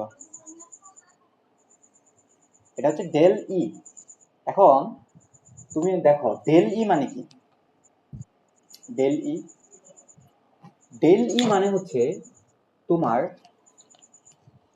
E2 মাইনাস E1। শক্তির হ্যাঁ, শক্তির পার্থক্য ডেল ই। এই ডেল ই যে আছে, এই ডেল ই আরেকটা জিনিস তোমাকে বলতে আমার মনে নাই, সেটা হচ্ছে খেয়াল রাখবা সবসময়, এটা লিখে রাখো, হাই লেভেলের যে শক্তি স্তর আছে সেটার শক্তি কিন্তু সবসময় লয়ের থেকে বেশি হয়। যেমন দেখো এই যে প্রথম শক্তি স্তর, দ্বিতীয় শক্তি স্তর, অবশ্যই দ্বিতীয় শক্তি স্তরের শক্তি প্রথম শক্তি স্তরের থেকে বেশি হতে হবে। এখন এখানে ল, এটা হাই, অবশ্যই হাইয়ের মান লয়ের থেকে বেশি হতে হবে, এটা মাথায় রাখো। আর এই যে এই যে আমি তোমাকে বললাম না বিকিরণ হচ্ছে, এই বিকিরণের সময়ই আমরা বর্ণালী দেখতে পাই। আমরা কি দেখতে পাই, বর্ণালী দেখতে পাই। এই বর্ণালী সম্পর্কে কিন্তু বোর কিছু কথা বলছিল। তো দেখো এখানে ও একটা সূত্র দিছিল, সেটা হচ্ছে তোমাদের আগেও পড়ার কথা, সেটা হচ্ছে ডেল ই অথবা ই যেটাই বলো সমস্যা নাই, is equal to H mu, mu চিনো? মিউ, এটা নাম কি জানো? এটা কিন্তু ভি না, এটা হচ্ছে মিউ। এটা হচ্ছে কি? নিউ চিহ্ন। মিউ। মিউ, এটা মিউ মানে কি? এটা কম্পাঙ্ক বোঝায়। তোমরা পড়ছিল না যে এফ, এফ মানে কম্পাঙ্ক, এটা একই জিনিস। জি ভাইয়া। এফ যে কথা, মিউ একই কথা, এটা কম্পাঙ্কই বোঝায়, বুঝছো? এখানে মিউ দ্বারা প্রকাশ করা হয়। এই যে ভি এর মতো যে দেখা যায় এই তো একটু, মিউ না নিউ চিহ্ন? হ্যাঁ মিউ মিউ মিউ, এই যে মিউ, মিউ না, মিউ হবে এটা, ঠিক আছে? কম্পাঙ্ক নির্দেশ করে এটাকে, এটা মিউ বলে, বুঝছো? আর জি আরেকটা জিনিস, ভাইয়া। আরেকটা জিনিস কিন্তু তোমরা গোলমাল পাকায় ফেলাও, সেটা হচ্ছে আহ, এটা কি বলতো? এটা কি? এটা হচ্ছে prime, V prime, prime. V prime না, এটা তরঙ্গ সংখ্যা। ও তরঙ্গ। তরঙ্গ সংখ্যাকে এই যে ভি বাদ দিয়ে প্রকাশ করে, হ্যাঁ? তরঙ্গ সংখ্যা হচ্ছে 1/λ। একটু ইয়া করে ফেলাও, দেখো ল্যামডা তো চিনো, ল্যামডা কি বলতো? তরঙ্গ দৈর্ঘ্য। ল্যামডা কি? তরঙ্গ দৈর্ঘ্য। দৈর্ঘ্য। তার মানে তরঙ্গ দৈর্ঘ্যকে যদি আমরা 1 বাই তরঙ্গ দৈর্ঘ্য যদি বলি, সেটা হইতেছে তরঙ্গ সংখ্যা। তাহলে তোমার পরীক্ষায় কোশ্চেন আসতে পারে যে এই বর্ণালী তরঙ্গ সংখ্যা কত? তোমার কি করতে হবে? ল্যামডা বের করতে হবে। ল্যামডা বের করে 1/λ করলে তরঙ্গ সংখ্যা পেয়ে যাবা। বুঝতে পেরেছো? জি ভাইয়া বুঝতে পেরেছি। আচ্ছা, আর একটু বলবো, সেটা হচ্ছে আমি তো একটু আগে বললাম যে এইচ মিউ, হ্যাঁ? এখন, এখন দেখো, তুমি কি এটা পড়ছিলা C is equal to F lambda? এটা পড়ছিলা ওই যে না পড়ার পড়ি নাই। এটা পড়ো নাই? C is equal to F lambda. ওখানে তো পড়ছিলাম V is equal to F lambda. V is equal to F lambda. দেখো ভি যে কথা, সি তো একই কথা। ভি মানে কি বলতো? ভি মানে হইতেছে বেগ, সি কি? সি কি? আলোর বেগ। সে হলো আলুর বেগ। আলোর বেগ। তো একই তো কথা হইলো, আলোর বেগ আর এটা হইলো বেগ, একই জিনিস কিন্তু একই। তো আমরা এখন কথা বলতেছি কি সম্পর্কে? ফোটন নিয়ে কথা বলতেছি না? তুমি বলছো ঠিক আছে যে V is equal to F lambda, তোমরা পড়ছিলা V is equal to F lambda, কিন্তু আমরা এখন কথা বলতেছি কি? ফোটন নিয়ে না? তাহলে ফোটনের ক্ষেত্রে কি জি আমরা ভি ভাইয়া। এর বদলে সি লিখতে পারি না? তাহলে কি আমরা বলতে পারি ভি ইজ জি ইকুয়াল টু ভাই। এফ ল্যামডাকে C is equal to F lambda? জি ভাইয়া বলতে পারি। C is equal to F lambda বলতে পারি? জি ভাইয়া। আচ্ছা, আচ্ছা, এই যে মিউ, মিউরে তো আমরা এফ লিখতে পারি, তাই না? একই তো কথা। তোমার তো একটু আগে বললাম যে এই মিউ যে কথা, এফ একই কথা, কম্পাঙ্ক, এই যে একই জিনিস নির্দেশ করে, এগুলো সব একই জিনিস। এই যে এফ না, এখন তুমি আমার এখান থেকে বলো জি ভাই। এফ ইজ ইকুয়াল টু কি? সি বাই ল্যামডা না? তাহলে এখান থেকে কি আমরা লিখতে পারি যে E is equal to H C by lambda? এটা কিন্তু আরেকটা গুরুত্বপূর্ণ সূত্র। বুঝতে পারলা কিভাবে সূত্রটা আসলো? জি ভাইয়া বুঝতে পেরেছি খুব সুন্দরভাবে। আচ্ছা, আর হচ্ছে এই যে সি, সি এর মান কত বলো তো? 3 × 10⁸, এটা মুখস্থ করতে হবে কিন্তু, 3 × 10⁸। তুমি কি এটা জানো যে সি কেন হইলো? কারণ আমরা ফোটন নিয়ে কথা বলতেছি, যদি ফোটন না থাকতো তাহলে জি ভাই। হয়তো, তাহলে ভি হইতো। অন্য কোনো কম্পোনেন্ট নিয়ে কথা বললে ভি হইতো, কিন্তু আমরা যেহেতু ফোটন বা আলো নিয়ে কথা বলতেছি, সেজন্য আমরা সি ইউজ করব। তো সি ইজ ইকুয়াল টু 3 × 10⁸, এটা কিন্তু তখনই খাটবে যখন এটা হবে শূন্য মাধ্যমে, এটা কিন্তু মাথায় রেখো। এটা শুধুমাত্র শূন্য মাধ্যমে অ্যাপ্লিকেবল। শূন্য মাধ্যম ছাড়া যদি যাও, তখন কিন্তু সি ইজ ইকুয়াল টু 3 × 10⁸ যায় না। সচরাচর যায়, কিন্তু শূন্য মাধ্যমে 3 × 10⁸। এটা তোমরা পরবর্তীতে আরো জানতে পারবা, ঠিক আছে? আরো পড়াবো জি নাকি? ভাইয়া। আরো পড়াবো নাকি শেষ করে দিব? শেষ করে দেন, হ্যাঁ, শেষ করে দিলে ভালো হয়। শেষ করে বেশি হয়ে যাচ্ছে কি প্রথম দিন? কারো মানে প্রথম দিন হিসেবে কি বেশি হয়ে যাচ্ছে? এটা তো তোমাদের মানে জি। পুরাতন পড়া। আচ্ছা, লাস্ট লাস্ট একটা টপিক শুধু বলবো, বেশিক্ষণ সময় নিব না, 5 মিনিটও সময় নিব না। দেখো এই যে বোর একটা মডেল দিল, এতে আমাদের লাভ কি হইলো? বোর যে একটা মডেল পাইলাম, এর থেকে আমাদের লাভ কি হইলো? প্রথম লাভ যেটা হয়েছে, সেটা হইতেছে আমরা এখন কি করতে পারি? আমরা বর্ণালী ব্যাখ্যা করতে পারি, বর্ণালী ব্যাখ্যা করতে পারি। আগে কিন্তু বর্ণালী ব্যাখ্যা করতে পারতাম না, যখন রাদারফোর্ড দিছে বর্ণালী ব্যাখ্যা করতে পারতাম না, কিন্তু এখন বর্ণালী ব্যাখ্যা করতে পারি। কিন্তু এই নিয়ে একটা কথা আছে ভাইয়া, আমরা শুধুমাত্র এক ইলেকট্রন বিশিষ্ট পরমাণুর বর্ণালী ব্যাখ্যা করতে পারি। এটা কিন্তু মাথায় রাখো, এটা খুবই ইম্পর্টেন্ট। আমি স্টার্ট দিয়ে রাখি, এটা খুব ইম্পর্টেন্ট, একটু মনোযোগ দাও। আমরা বর্ণালী ব্যাখ্যা দিতে পারতেছি, কিন্তু শুধুমাত্র এক ইলেকট্রন বিশিষ্ট বর্ণালী ব্যাখ্যা দিতে পারতেছি। এক ইলেকট্রন বিশিষ্ট পরমাণু বুঝো, যেমন ধরো হাইড্রোজেন। হাইড্রোজেন কি একটা ইলেকট্রন না? আচ্ছা ভাইয়া, জি ভাইয়া। আমি যদি হিলিয়াম বলি, হিলিয়ামে কয়টা ইলেকট্রন? দুইটা ইলেকট্রন। এবার যদি আমি বলি হিলিয়াম প্লাস, এবার এবার কয়টা ইলেকট্রন? একটা ইলেকট্রন। আচ্ছা, আমি যদি বলি লিথিয়াম 2+, এটা কি একটা ইলেকট্রন? এই যে এই টাইপের যে পরমাণু আছে, এই পরমাণুগুলারই আমরা শুধুমাত্র বর্ণালী ব্যাখ্যা করতে পারি। যদি একাধিক ইলেকট্রন হয়ে যায়, তখন কিন্তু আর বোরের মাধ্যমে আমরা ব্যাখ্যা করতে পারি না। কিন্তু ব্যাখ্যা হতো এখন, তাও তো এক ইলেকট্রন বিশিষ্ট পরমাণু তো ব্যাখ্যা করতে পারছি। একটু আগে তো ওইটাও পারতেছিলাম না। তো এটাই আমাদের একটা সাফল্য না? এটা আমাদের সাফল্যের মধ্যে পড়ে যায়। তারপরে আরেকটা ব্যাপার হচ্ছে, আমরা কি করতে পারতেছি, আমরা শক্তি স্তর সম্পর্কে আইডিয়া পেয়ে গেছি। যে শক্তি স্তরে বৃত্তাকার পথে ঘুরছে, প্রথম শক্তি স্তর, দ্বিতীয় শক্তি স্তর, এগুলার নাম জানতে পেরেছি, এগুলো আমরা বের করতে পারতেছি। এরপরে আমরা দেখো, আমরা কিন্তু শক্তির পরিমাণও নির্ণয় করা শিখে গেলাম। শক্তির পরিমাণ আমি এখনো যদিও আজকে ম্যাথ করাই নাই, কিন্তু নেক্সট দিন আমরা ম্যাথ করব, প্রচুর পরিমাণ ম্যাথ করবো। এই যে আমরা যে এর মান বের করতেছি, আমরা কিন্তু শক্তির পরিমাণও এই ভোর পরমাণু মডেলের মাধ্যমে ব্যাখ্যা করতে পারতেছি। এরপর আমরা কোয়ান্টাম সংখ্যারও একটা ধারণা পেয়ে যাই। কোয়ান্টাম সংখ্যা সম্পর্কে তোমরা হয়তো ডিটেলস পড়ো না এখনো, আমি পড়াবো। তো কোয়ান্টাম সংখ্যা সম্পর্কেও একটা ডিটেলস ধারণা আমরা পেয়ে যাচ্ছি শুধুমাত্র বোর পরমাণুর মডেলের মাধ্যমে। তার মানে এটি কি আমাদের সাফল্য না? রাদারফোর্ড তো অনেক ভালো কাজ করছিল, রাদারফোর্ড একটা মডেল দিছিল, কিন্তু ওর মডেলে কিছু সীমাবদ্ধতা ছিল। তো বোর পরমাণু মডেলের মাধ্যমে আমরা কি এই সীমাবদ্ধতাগুলা কাটায় উঠতে পারছি। তো এই ছিল সাফল্য। আজকের মতো হচ্ছে সাফল্য পর্যন্তই থাকুক, তোমরাও বলতেছো অনেক বেশি হয়ে গেছে। তো এরপরে নেক্সট দিন আমরা সীমাবদ্ধতা পড়বো, আর সীমাবদ্ধতা পড়লে আমাদের বোর পরমাণু মডেল শেষ। এরপরে আমরা মানে ম্যাথমেটিক্যাল যে পোর্শন গুলা, ওইখানে আমরা চলে যাব। হ্যাঁ, আর সীমাবদ্ধতা একটু বড়, সীমাবদ্ধতা একটু বড়, নাহলে আমি সীমাবদ্ধতাটা শেষ করে দিতাম। ঠিক আছে? তো তোমাদের কাজ হচ্ছে এই বোর পরমাণু মডেলের সীমাবদ্ধতার আগ পর্যন্ত তোমাদেরকে পড়তে হবে। আমি একটু লিখে দিচ্ছি, সেটা হচ্ছে সীমাবদ্ধতার আগ পর্যন্ত। এই পর্যন্ত তোমার পড়তে হবে। দেখো, যা যা পড়াইছি এগুলা একটু বাসায় দেখবা সব মনে পড়ে যাইতেছে। এমন একটা লাইনও পাবা না যেটা তুমি বুঝতে পারতেছো না। বুঝতে পারলা? শুধুমাত্র একটু দেখবা, আর যদি না বুঝো তাহলে তো আমি আছি, আমার জিজ্ঞাসা করবো। নেক্সট দিন আমরা সীমাবদ্ধতা শুরু করব, আর এর মাধ্যমে আমাদের এই মানে থিওরি, এগুলো একটু থিওরিটিক্যাল পার্ট। তো এরপরে ম্যাথমেটিক্যাল পার্ট যখন আসবে, তখন আরো বেশি মজা পাবা। সূত্র প্রতিপাদন করে যখন শুরু করে দিব, আরো ভালো লাগবে।